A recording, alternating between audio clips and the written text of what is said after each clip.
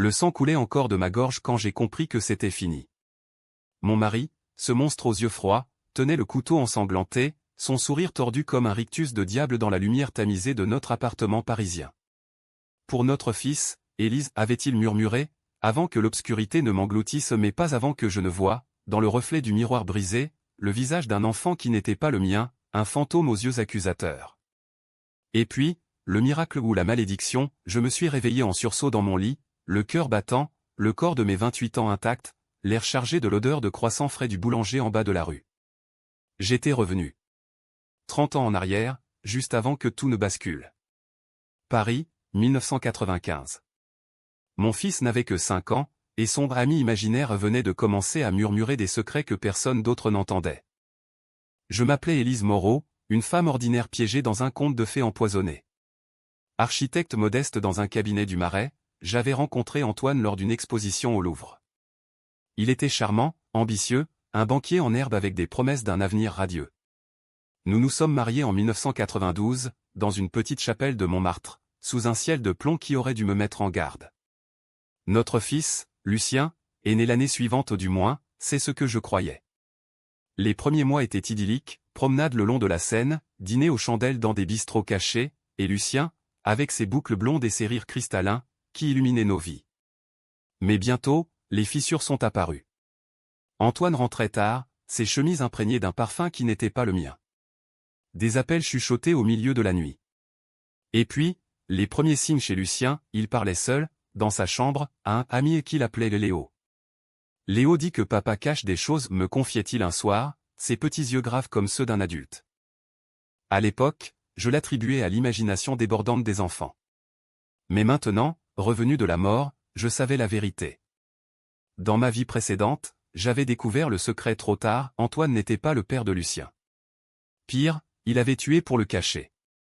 Léo n'était pas imaginaire, c'était le fantôme du vrai père, un amant que j'avais eu avant Antoine, un artiste bohème assassiné dans une ruelle sombre parce qu'il menaçait de révéler la supercherie. Antoine, ce serpent, avait falsifié les tests de paternité, empoisonné ma vie avec des dettes fictives pour me contrôler, et finalement, m'avait égorgé pour toucher l'héritage familial que j'ignorais posséder, un vieux domaine en Provence révélé par un notaire le jour de ma mort. Ma mort orchestrée pour un enfant qui n'était même pas le sien. Je me levai d'un bond, le souffle court, et courus à la chambre de Lucien. Il dormait paisiblement, serrant son ours en peluche contre lui.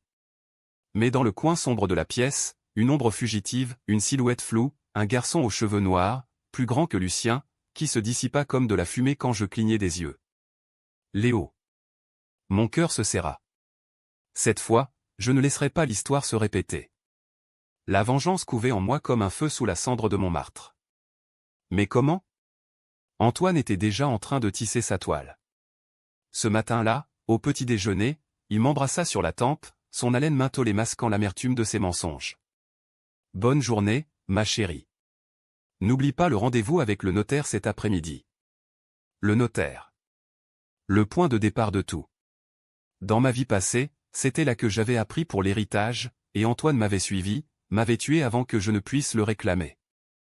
Je hochai la tête, feignant l'innocence, mais mes mains tremblaient autour de ma tasse de café.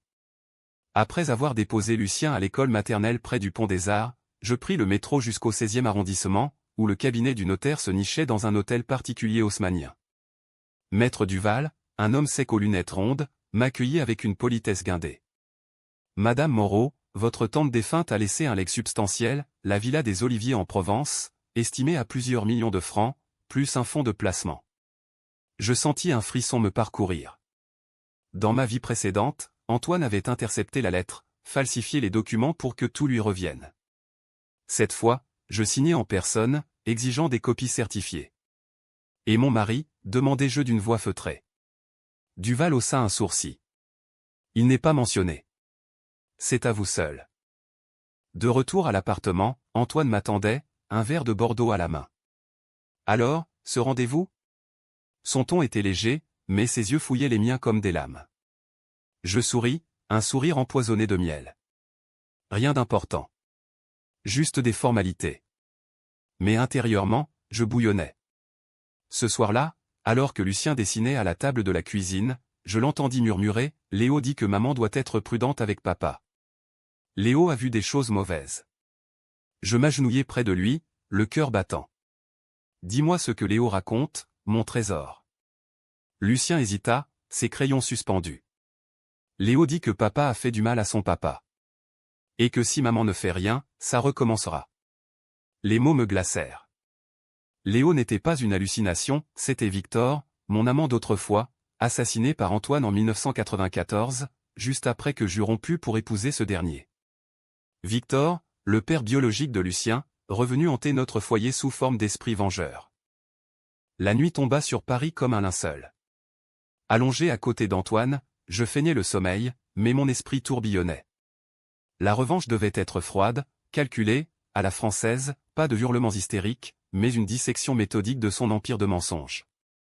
D'abord, je devais confirmer les preuves. Le lendemain, prétextant une visite à une amie, je me rendis au commissariat du 4e arrondissement. Là, sous prétexte d'une déclaration volée à un bijou hérité, j'accédai aux archives policières. L'affaire Victor Lemoine, disparition suspecte en 1994. Le rapport mentionnait un témoin, un SDF qui avait vu 2 hommes se disputer près du canal Saint-Martin, l'un en costard, l'autre en veste de peintre. Antoine. Mais pas de corps, pas de charge. J'empruntai discrètement une photocopie, la cachant dans mon sac comme un serpent endormi. Les jours suivants furent une danse sur des braises. Antoine intensifia ses réunions tardives, rentrant avec des marques de rouge à lèvres sur le col. Sa maîtresse, Claire, une avocate ambitieuse du 7e arrondissement, que j'avais surprise dans ma vie passée. Mais cette fois, je ne pleurais pas, je planifiais. J'embauchai un détective privé, un ancien flic nommé Roux, via un contact au marché aux puces de Saint-Ouen. Suivez-le, discrètement. Et creusez dans son passé financier. Roux hocha la tête, ses cicatrices de boxeur luisant sous la lumière crue. Ça coûtera cher, madame. L'argent n'est plus un problème, répondis-je, pensant à la villa. Pendant ce temps, Lucien et Léo se rapprochaient. Mon fils rentrait de l'école avec des dessins étranges, des silhouettes sombres, un homme avec un couteau, une femme saignant sur le sol. C'est ce que Léo m'a montré, expliquait-il innocemment. Je le serrai contre moi, terrifié et exalté. L'esprit de Victor guidait ma main vengeresse. Une nuit, alors qu'Antoine ronflait, je me levai et entrai dans la chambre de Lucien. Assis sur le lit, mon fils conversait avec l'air. « Maman. Léo est là.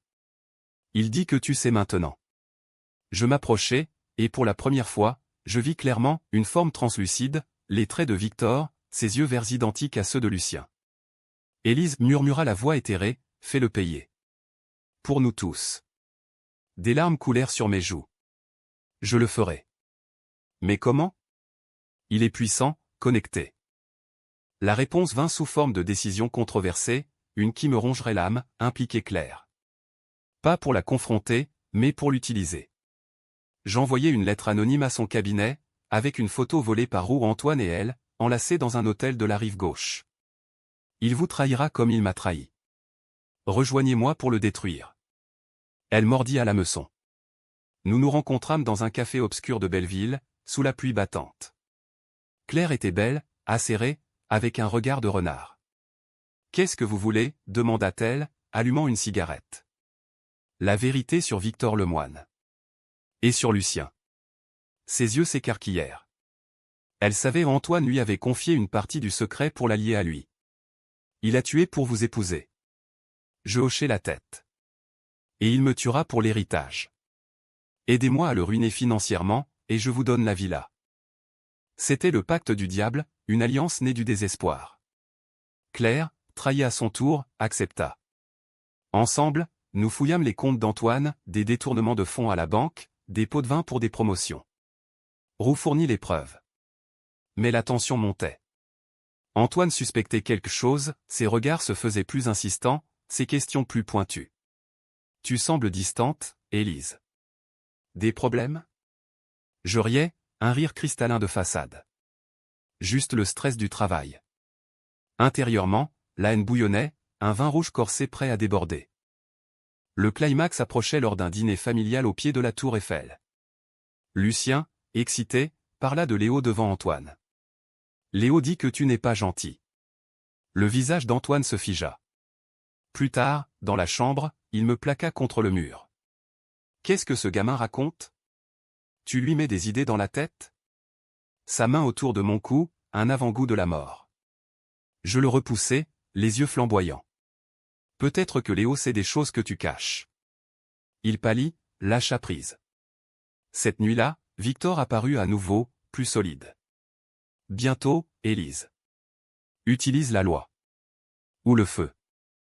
Les semaines suivantes furent un tourbillon de Paris sous la pluie automnale, où chaque goutte semblait murmurer des avertissements. J'avais franchi la ligne, à la ligne avec Claire n'était pas seulement une trahison d'Antoine, c'était une fracture dans mon âme. Était-ce justice ou vengeance mesquine? Les nuits, je me tournais et me retournais, hanté par les visions de ma mort passée ou le couteau froid, le gargouillis de mon propre sang sur le parquet ciré. Mais le matin ramenait la résolution. Lucien était mon phare, Victor, mon guide spectral. Ensemble, ils me rappelaient pourquoi je combattais.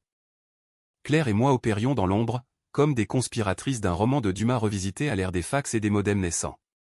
Elle, avec son réseau d'avocats corrompus, infiltra les dossiers bancaires d'Antoine. Moi, je visitais la villa des Oliviers en Provence, prétextant un week-end avec Lucien. Le domaine était un joyau caché, vigne centenaire, une maison de pierre ocre dominant les garrigues, l'air chargé de lavande et de secrets enfouis. Là, sous le soleil impitoyable, je déterrais littéralement le passé. Dans le grenier poussiéreux, une boîte de lettres jaunies, correspondance entre ma tante et Victor. Il n'était pas seulement mon amant, il était l'héritier légitime d'une fortune artistique volée par la famille d'Antoine pendant la guerre. Antoine l'avait su, l'avait éliminé pour effacer la trace. Léo était là, me dit Lucien ce soir-là, assis sur la terrasse, les étoiles comme des yeux vigilants. Il montre des images, un homme qui frappe un autre dans le noir. Je le pris dans mes bras, sentant la présence de Victor frémir l'air. C'est fini bientôt, mon amour. Maman va tout arranger. Mais arranger comment? La décision controversée suivante me rongeait, impliquer la police, mais pas n'importe laquelle. Pas les flics ordinaires, trop lents, trop bureaucratiques. Non, j'allais droit au juge d'instruction, via un contact de Claire, une femme implacable nommée Sabine Lefebvre, qui haïssait les banquiers pour des raisons personnelles ou son frère ruiné par un scandale similaire. Le rendez-vous eut lieu dans un salon de thé du palais de justice, au cœur du 1er arrondissement. Sabine, une quinquagénaire aux cheveux grisonnants tirés en chignon sévère, sirota son thé vert en m'écoutant. Je déballai tout, la paternité falsifiée, le meurtre de Victor, ma propre vision présentée comme un pressentiment, pas une résurrection. Les preuves s'empilèrent sur la table, photocopie du rapport policier, relevé bancaire montrant les détournements, et même un enregistrement secret que Roux avait obtenu Antoine au téléphone, ordonnant à un complice « Occupez-vous de Lemoine ». Discrètement. Sabine posa sa tasse, ses yeux comme des éclats de silex. C'est explosif, Madame Moreau. Mais risqué. Si votre mari est innocent, vous finirez en prison pour diffamation. Je souris froidement. Il n'est pas innocent. Et moi, j'ai déjà vu l'enfer. Elle accepta d'ouvrir une enquête discrète. En échange, je lui promis le scoop, l'héritage, la villa, tout pour financer une fondation contre la corruption financière. C'était un marché faustien, une autre couche de compromis moral. Étais-je en train de devenir comme lui? Les doutes me rongeaient, amplifiés par les murmures de Victor. Ne fléchis pas, Élise. Pour Lucien. Mon fils, innocent dans tout cela, commençait à souffrir. À l'école, les enseignants notaient son isolement, ses conversations avec l'invisible. Peut-être un psychologue, suggéra Antoine lors d'un dîner tendu. Je refusai, catégorique. C'est son imagination. Laisse-le tranquille. Mais Antoine ne lâchait pas. Il engagea son propre limier, un privé louche nommé Duval, ironie du sort, homonyme du notaire. Bientôt, je sentis la nasse se refermer. Des appels anonymes, rentrez chez vous, madame, ou votre petit garçon aura des accidents. La peur me paralysa un instant, mais la rage la dissipa. Je contre-attaquai en répandant des rumeurs dans les cercles bancaires, Antoine, accusé de molester financièrement sa famille. Claire, experte en coups bas, fit circuler des faux documents suggérant une affaire de blanchiment. Sa réputation vacilla, des clients se retirèrent, des promotions s'évaporèrent. Le point de non-retour arriva un soir de novembre, brumeux et froid. Lucien rentra de l'école pâle comme un linge. Léo a dit que papa va faire du mal à maman ce soir. Mon sang se glaça. J'appelai Claire en urgence. Préparez les papiers. Demain, on frappe. Mais Antoine anticipa. À minuit, il surgit dans la chambre, ivre de cognac et de fureur. Espèce de salope. Tu crois que je ne sais pas pour tes petites manigances? Il brandit un dossier et mes lettres à Claire, volées par son espion. Lucien cria depuis le couloir. Victor apparut, furieux, sa forme ectoplasmique chargeant Antoine comme un taureau. L'air crépita, Antoine recula, trébuchant, son visage déformé par la terreur. « Qu'est-ce que c'est que ça » hurla-t-il. Je saisis l'occasion. « C'est Victor, Antoine. Il est venu pour toi. » Dans la confusion, je courus vers Lucien, le barricadant dans la salle de bain.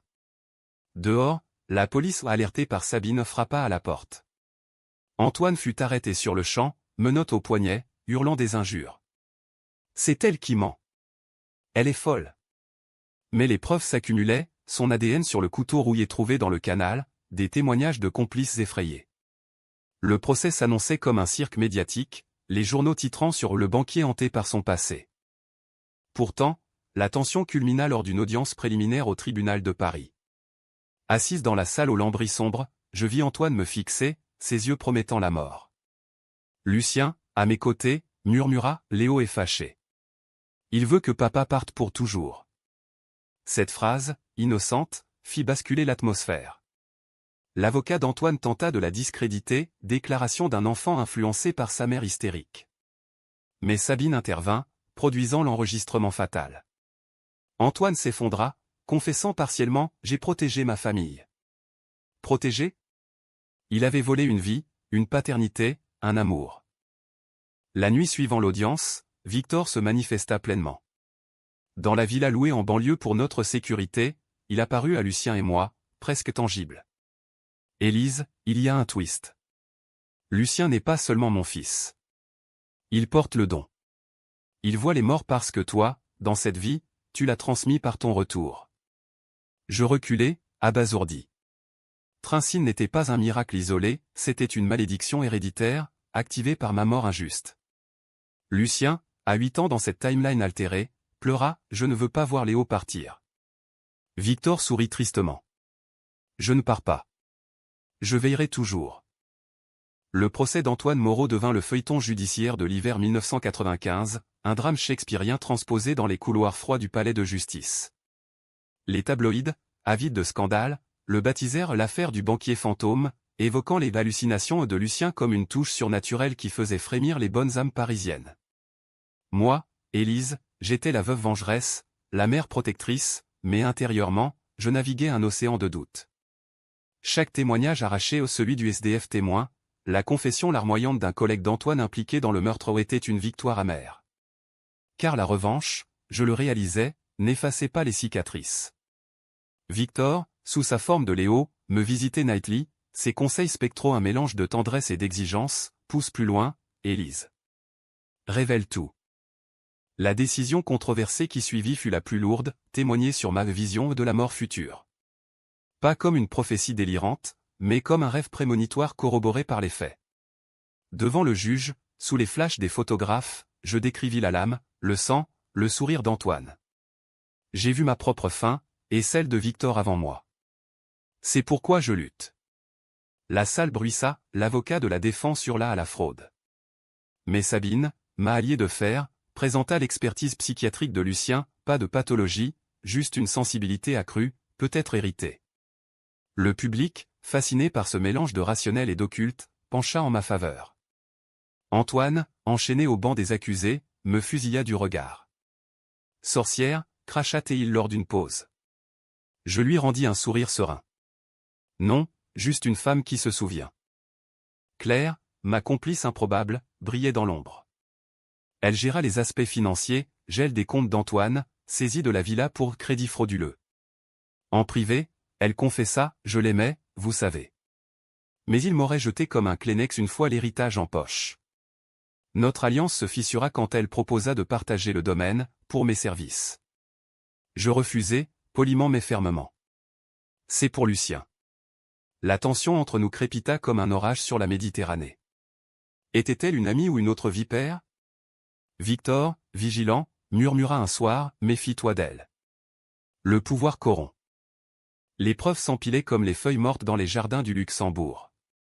Roux, mon détective, déterra un témoin clé, la concierge de l'immeuble où Victor louait son atelier, qui avait vu Antoine le traîner dehors, saignant déjà. Son témoignage, tremblant mais sincère, fit pencher la balance. Antoine, acculé, tenta le chantage, une lettre anonyme à Sabine, accusant Claire de complicité dans des affaires louches. Le juge ordonna une enquête parallèle, et Claire paniqua. Il faut l'éliminer avant le verdict, me dit-elle un après-midi pluvieux au café de Flore. Éliminer? Le mot plana comme un poison. Non, répondis-je. La loi. Ou Victor s'en chargera. Elle rit nerveusement. Votre fantôme? Pratique. Mais la haute tension explosa lors d'une confrontation au parloir de la prison de la Santé. Autorisé par Sabine pour clôture psychologique, je fis face à Antoine à travers la vitre blindée. Il était défait, ses traits tirés, sa cravate de travers. Pourquoi, Élise? J'ai tout fait pour nous. Je pressai ma paume contre le verre. Pour un mensonge. Victor était l'amour vrai. Toi, un voleur. Il ricana, amer. Et le gamin? Il n'est rien pour moi. Mais toi. Je t'aurais gardé, après. La rage me submergea. Tu m'as tué dans une autre vie. Cette fois, c'est toi qui pourris. Il blêmit. Autre vie? Tu délires. Mais ses yeux trahirent la peur, il avait toujours su, au fond, que le destin le rattraperait. Dehors, Lucien m'attendait avec une nounou de confiance. Maman, Léo dit que c'est presque fini. Mais il y a un secret, papa a un frère. Un frère? Victor hocha la tête, invisible aux autres. Antoine en a un, caché. Il prépare la revanche depuis la prison. Le twist se dessinait, un jumeau maléfique, ou un demi-frère, impliqué dans le meurtre originel. Roux confirma, un certain Étienne Moreau, expatrié à Bruxelles, banquier comme Antoine, soupçonné de liens mafieux. La vengeance d'Antoine n'était pas solitaire, c'était familial, un nœud de corruption noué dans l'ombre de l'occupation. Je décidai alors la contre-attaque ultime, exposer la lignée entière. Avec Claire réticente, nous contactâmes Interpol via Sabine. Les documents affluèrent, Étienne, complice du meurtre de Victor pour un tableau volé pendant la guerre, revendu au marché noir. La police belge raidit son appartement, il fut extradé, menottes aux pieds, jurant vengeance contre la pute qui a tout gâché. Paris bruissait de rumeurs, les dîners en ville tournaient autour de la famille Moreau, maudite. Pourtant, le vrai drame se joua à la maison. Lucien, surstimulé par les événements, fit une crise, vision de Victor et d'Étienne se battant dans un passé spectral. Il hurla dans la nuit, Léo saigne encore. Je le berçai, chantant une berceuse provençale, mais le doute m'assaillit. Était-ce éthique de l'exposer ainsi? La décision controversée, le confier temporairement à une tante bienveillante en Normandie, loin du chaos. Juste quelques semaines, mon cœur. Il pleura, serrant son ours. Ne laisse pas Léo partir sans moi. Seul dans l'appartement vide, je confrontai Victor. Pourquoi lui? Pourquoi ce don maudit? Sa forme vacilla. Parce que tu es revenu, Élise. Ton retour a réveillé les âmes. Utilise-le pour guérir. Guérir? La vengeance n'était-elle que destruction? Claire appela ce soir-là, voix tendue, Étienne s'est évadé en transit. Il vient pour vous. La peur, viscérale, me noue à l'estomac. Paris, ma ville bien-aimée, devint un labyrinthe hostile, ombre dans les métros, pas derrière moi dans les ruelles du Marais. Le climax approchait comme un train express. Une nuit, sous la lune rousse, Étienne frappa, un appel, voix rauque. Rends l'héritage, ou le gosse paie. Je raccrochai, alertai la police. Mais il était rusé, il s'infiltra via un faux livreur, masqué, dans notre immeuble. J'étais prête, un pistolet légal, acheté discrètement chez un armurier de Bastille ou illégal pour une civile, mais la survie prime. Il surgit dans le salon, couteau à la main, un portrait craché d'Antoine en plus bestial. Pour mon frère, grognatait-il. Victor matérialisa, une bourrasque glacée le déséquilibrant. J'appuyai sur la gâchette, le blessant à l'épaule. La police arriva, sirène hurlante. Étienne s'effondra, maudissant, la malédiction des Moreau vous suivra. L'arrestation d'Étienne marqua le zénith de ma croisade, mais aussi son nadir émotionnel. Paris, engourdi par le froid de décembre, semblait retenir son souffle tandis que les manchettes fusaient, jumeaux du crime, la dynastie Moreau implose. Antoine, depuis sa cellule, tenta un suicide cordon de drap, interrompu par les gardiens. Claire, sentant le vent tourner, proposa une trêve, partageons les fruits. Ou je témoigne contre vous pour entrave. Sa trahison, prévisible, me blessa plus que je l'admettais. Victor, fidèle ombre, conseilla, laisse-la. La loi la rattrapera. Et elle le fit, Sabine, flairant le double jeu, la convoqua. Claire craqua, avouant ses propres malversations. Emmenée menottée, elle me lança un regard haineux, vous avez tout ruiné, Élise. Pour un fantôme. Seul avec mes fantômes, je retournai à la villa des Oliviers pour Pâques anticiper ou une fuite, plus qu'une célébration. Lucien, revenu de Normandie, courait dans les vignes, riant pour la première fois depuis des mois. Léo joue avec moi ici. Il aime les olives. Victor apparut au crépuscule, sa forme plus paisible, presque humaine sous le soleil couchant. C'est ici que tout a commencé, Élise. Ton arrière-grand-père a volé ce tableau à ma famille pendant la guerre. Antoine le savait, c'est pour ça qu'il t'a épousé. Le twist s'approfondissait, l'héritage n'était pas une bénédiction, mais une malédiction cyclique, des dettes de sang traversant les générations. Cette révélation me força à une décision controversée, la plus déchirante, restituer la villa. Pas à l'État, mais aux descendants de Victor ou une branche familiale en Italie, contactée via un généalogiste. C'est justice, dis-je à Lucien, qui fronça les sourcils. Mais c'est notre maison. Je l'étreignis. La vraie maison est en nous. Victor approuva, sa présence s'estompant doucement.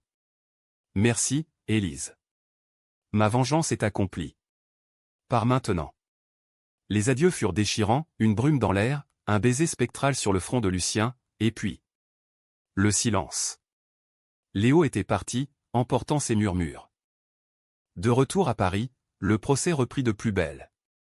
Antoine et Étienne, jugés ensemble, formèrent un duo pathétique, accusations mutuelles, pleurs de crocodile. Le procureur, un jeune loup nommé Bertrand, dépeignit leur lignée comme un cancer de la finance française. Témoignages affluèrent, victimes de fraude, employés licenciés injustement. Mon tour vint pour la plaidoirie finale. Debout face au jury aux 12 Parisiens ordinaires, miroir de la société, je parlais non de haine, mais de perte. Antoine m'a volé un amour, une vie. Mais pire, il a volé à mon fils son innocence. Laissez la justice laver le sang. Ma voix trembla, mais pas mes yeux. Le jury, ému, rendit son verdict, perpétuité pour meurtre prémédité, plus 20 ans pour fraude. La salle explosa en murmures, flash crépitèrent. Dehors, la foule journaliste, curieux, féministe en herbe acclama Élise. Élise. Mais la victoire était creuse. Claire, condamnée à 5 ans pour complicité, m'envoya une lettre de Fresnes, vous avez gagné. Mais à quel prix? Une vie de solitude. Elle avait raison. Lucien, maintenant 6 ans, posait des questions, où est Léo, maman?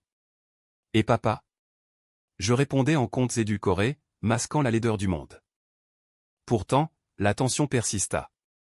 Des menaces anonymes, les Moreau ne meurent pas. Était-ce un fanatique familial, ou la paranoïa post-traumatique? Roux, fidèle, surveilla nos arrières. Une nuit, un intrus, un cousin éloigné, armé d'un revolver, escaladant le balcon. Victor n'était plus là, ce fut mon instinct qui sauva, un vase lancé, un cri, la police. L'homme, un certain Raoul Moreau, avoua, pour venger les frères. La toile se défaisait, fil par fil. Au printemps 1996, la paix relative s'installa. Je repris mon travail d'architecte, concevant des espaces sécurisés pour des familles brisées ou une thérapie indirecte. Lucien s'épanouit, son imagination canalisée en dessins talentueux, préfigurant un artiste comme son vrai père. Mais le vrai climax vint lors d'une exposition au Louvre, ironiquement là où tout avait commencé. Antoine, via son avocat, réclama une visite conjugale refusée, mais il envoya un message, je sais pour ta renaissance. Comment as-tu fait? Était-ce un bluff? Ou avait-il perçu, dans ma vie passée, une anomalie? La confrontation finale eut lieu par procuration. Sabine m'informa d'une confession posthume au nom, vivante, Antoine, rongé par le cancer en prison, avoua tout dans un journal smuglé. Élise est revenue du mort. Elle m'a maudit. Lu par le juge, il scella son sort, pas de remise de peine. Il mourut seul, en 1997, son dernier souffle un râle de regret. Étienne, pourri en Belgique, suivi en 1998, empoisonné par un codétenu au karma ou vengeance. Claire, libérée en conditionnel, tenta une rédemption, un livre, Les ombres de la rive gauche, anonyme mais reconnaissable. Elle y dépeignait une femme hantée au moi comme anti-héroïne. Je ne poursuivis pas, le pardon, même amer, était ma dernière revanche. Les années s'écoulèrent comme la Seine inexorable, emportant les débris de notre drame vers l'océan de l'oubli. Paris, 2005, 10 ans après ma renaissance. Lucien, adolescent rebelle aux yeux verts de Victor, excellait à l'école des beaux-arts, ses toiles hantées par des ombres familières. C'est Léo qui m'inspire, plaisantait-il, ignorant la vérité. Moi, Élise Moreau, veuve 2 fois du mensonge et de la haine, dirigeais un cabinet d'architecture dédié au refuge pour victimes de violences domestiques. La Villa des Oliviers? Restituée, elle abritait désormais un centre culturel italo-français, un pont sur l'abîme. Mais la vengeance n'est jamais linéaire, elle laisse des échos. Le twist final surgit lors d'une rétrospective au Centre Pompidou. Parmi les invités, une femme élégante, la quarantaine, s'approcha de moi, verre de champagne en main. Madame Moreau? Je suis Isabella Lemoine, nièce de Victor. Mon cœur s'arrêta. Elle savait où pour le don, pour le retour. Mon oncle m'a visité, après sa mort. Il parlait d'une femme revenue, Élise, qui rendrait justice. Des larmes perlèrent. Il est parti en paix. Lucien, curieux, la rejoignit. Vous connaissiez Léo? Isabella sourit. C'était mon oncle. Et toi, son fils. La révélation, douce amère, c'est la nôtre lignée. Pas de BKCH final, mais une catharsis, Lucien embrassa son héritage, peignant le fantôme de la Seine, un chef-d'œuvre vendu aux enchères pour financer le centre. Ma décision ultime, controversée jusqu'au bout, adopter Isabella comme tante d'honneur, fusionnant nos familles brisées. Claire? Elle s'exila à Nice, écrivant des romans à clé qui flirtaient avec la vérité. Antoine et ses ombres? Enterrés dans l'oubli, leur crime un avertissement gravé dans les annales judiciaires. Assise un soir sur un banc des Tuileries, Lucien à mes côtés, je contemplais l'horizon. « Maman, tu as déjà vu un fantôme ?» demanda-t-il. Je ris doucement. Plus qu'un. Mais il nous protège. Victor, où qu'il soit, murmura dans le vent, tu as gagné, Élise. Vis maintenant. Et pour la première fois depuis ma mort, je respirais librement une femme ressuscitée, non par la haine, mais par l'amour retrouvé. La fin? Pas tout à fait. Car dans les murmures de Paris, on dit que les âmes injustement tuées reviennent toujours. Et si un jour Lucien voit un nouvel ami imaginaire? Eh bien, je serai prête. La boucle est bouclée, mais les ombres dansent encore.